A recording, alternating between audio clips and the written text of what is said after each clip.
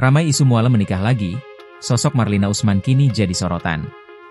Ya, Gubernur Aceh Muzakir Manaf alias Mualem diisukan menikah lagi dengan seorang wanita Malaysia, Datin Sri Fie Shantihan. Kendati telah dibantah oleh Datin Sri, namun publik kadung heboh dengan isu tak bertanggung jawab tersebut. Namun terlepas dari hal itu, menarik untuk dibahas sosok istri Mualem, Marlina Usman. Ya, Marlina Usman juga turut jadi sorotan.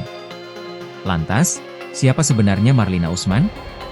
Marlina Usman atau yang akrab disapa Kak Na, diketahui merupakan istri Mualem. Ia juga menjabat sebagai Ketua TPPKK Aceh dan Bunda PAUD Aceh kini.